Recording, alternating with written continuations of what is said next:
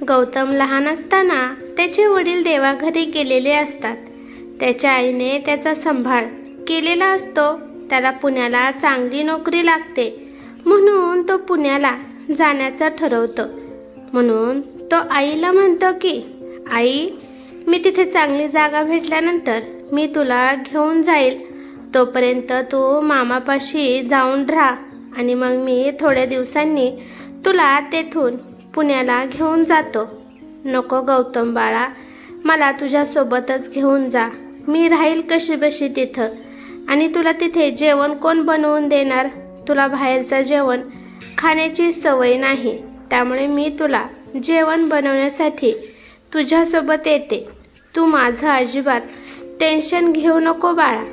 तिथं मी तुला काहीसुद्धा त्रास देणार नाही. तू मला घेऊन जा. तुझ्याशिवाय राहण्याची सवय नाही रे बाळा मला. तुझ्याशिवाय मला करमत नाही. मला सोडून तू जाऊ नको. गौतम माझं ऐक. आईचं बोलणं ऐकून त्याला सुद्धा वाईट वाटत होतं, परंतु त्याच्याकडे दुसरा कोणताच मार्ग नसतो. गौतम आईचं एक सुद्धा ऐकून घेत नाही. आईला म्हणतो की आई, खरंच तुला आता सोबत घेऊन जाणं शक्य नाही. शक्य असतं तर आई मी तुला लगेच घेऊन गेलो असतो, परंतु आपल्या लेकराला समजून घे. आई कशी तरी तयार होते आणि दुसऱ्या दिवशी गौतम आईला घेऊन मामाकडे जातो. मामाकडे जाण्यासाठी 1 दिवस लागतो, कारण का मामाचं घर खूप लांब असते. तो मामाच्या घरी पोहोचतो, परंतु मामी लगेच तोंड वाकडं करून बघते आणि म्हणते की आम्हाला खूप अडचणी आहेत. मी तुझ्या आईला सांभाळू शकत नाही.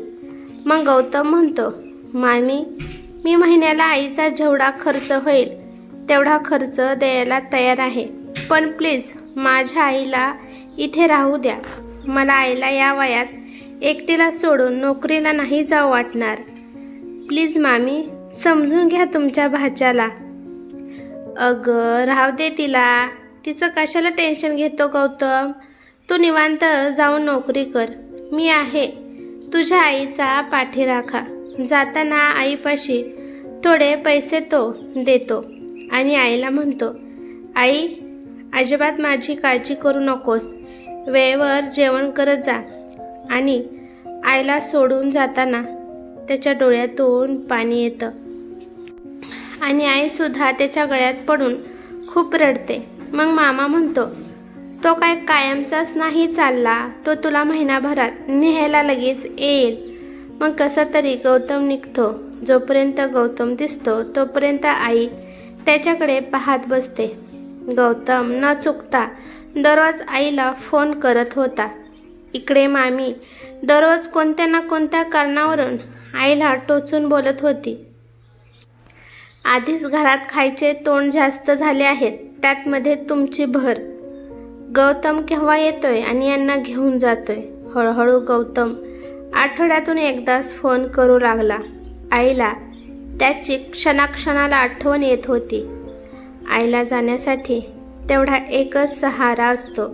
ती गौतमकडे बघून तर जगत होते आणि डोळ्यासमोर गौतम दिसत नव्हता, म्हणून तिचं काळीज खालीवर होत होतं.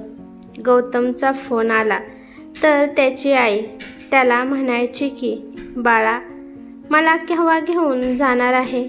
मला लवकरात लवकर इथून घेऊन जा. मला तुझ्याशिवाय जगणं असह्य झालं आहे. मग गौतम म्हणायचा, आई, थोडे दिवस थांब, मी तुला नक्की घेऊन जाईन. 2-3 वेळा फोन करून सुद्धा गौतम तसाच म्हणायचा की मी तुला न्यायला नक्की येईल. एक दिवस मामीला शंका येते आणि ती गौतमच्या आईला म्हणते, ताई, मला असं वाटत आहे की गौतमने तिकडं लग्न केलं असावं. त्याच्या बायकोला तुमची अडचण होत असेल, त्यामुळे तो तुम्हाला घेऊन जात नसेल. गौतमच्या आईला पण थोडी शंका येऊ लागते, पण ती म्हणते की माझा मुलगा गौतम तसा नाही. मला त्याचं सुख पाहायचंय.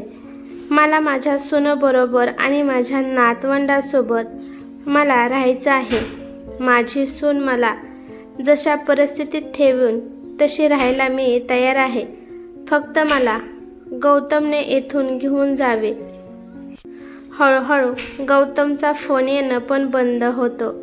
मग आता गौतमची आई स्वतःहून तिच्या भावाला फोन करायला सांगते आणि मामा फोन लावून आईपाशी देत होते.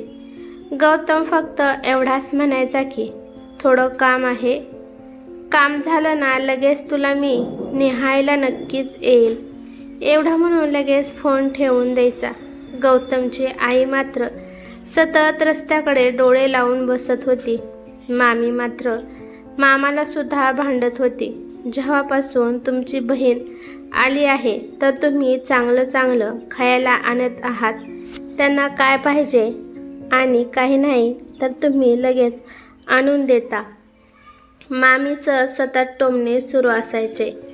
त्यानंतर महिना जातो, वर्ष जाते, 2 वर्ष जाते आणि 3 वर्ष होतात. तरी पण गौतमचा काहीच पत्ता नसतो. एके दिवशी गौतमची आई खूप आजारी पडते. तरीसुद्धा तिला भेटायला तिचा मुलगा गौतम येत नाही. गौतमची आई त्याला फोन करायला सांगते. तेव्हा पण तो म्हणतो की आता सध्या मला खूप काम आहे, मी लवकरच येतो. गौतम पुण्याला कामाला गेलेले 3 वर्ष होतात. तरी पण गौतम आईकडे एकदा सुद्धा येत नाही. आई आजारपणातून काय नीट होत नाही. तसेच अंथरुणावर खेळते आणि मरण पावते.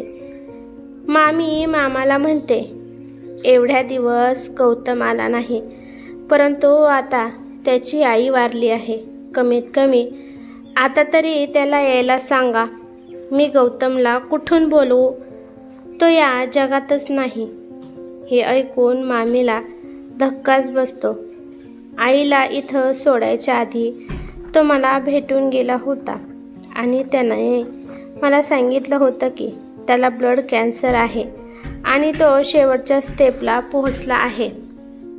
त्यामुळे त्याचं जगणं अशक्य आहे आणि त्याचे काही दिवस शिल्लक राहिले होते. त्यामुळे तो ताईला इथं तो सोडून गेला. तो म्हणाला मामा आईला काही सुद्धा सांगू नका, तिला सहन होणार नाही. तिने खूप कष्ट करून मला सांभाळलं आहे.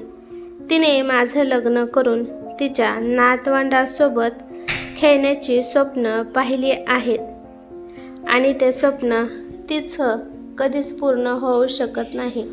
हे सत्य कळाल्यावर तर ती माझ्या आधी मरून जाईल. त्याने आजपर्यंत जेवढे पैसे साठवले होते ते सगळे पैसे माझ्यापाशी दिले होते आणि म्हणाला होता की या पैशातून तुम्ही माझ्या आईला सगळे वस्तू आणि लागणाऱ्या गोष्टी आणून द्या. माझ्या आईचा चांगला सांभाळ करा आणि जेव्हा त्याचा मृत्यू झाला मीच त्याच्या शरीराला अग्नी दिला. हे ऐकून मामी ढसाढसा रडू लागते. पण एवढे दिवस फोनवर कोण बोलत होतं? रडत रडत मामी मामाला प्रश्न करते. त्याने आधीच रेकॉर्ड करून माझ्या मोबाईलमध्ये दिले होते की मी कामात खूप आहे, मी तुला न्यायला नक्कीच येईल. मामीला खूप वाईट वाटत होतं की आपण किती छळ केला गौतमच्या आईचा. आता त्यांना पश्चाताप होऊ लागतो. म्हणतात ना की माणसे आहे तोपर्यंत त्याची किंमत करा, जोपर्यंत तो माणूस जातो तेव्हा त्याची किंमत कळते. मामी म्हणते की किती वेगळं नातं असतं ना एका आईचं आणि एका मुलाचं. मित्रांनो, ही कथा कशी वाटली ते मला नक्की सांगा. कथा आवडली तर लाईक कमेंट नक्की करा आणि चॅनलवरती नवीन असाल तर चॅनलला सबस्क्राईब करा. धन्यवाद.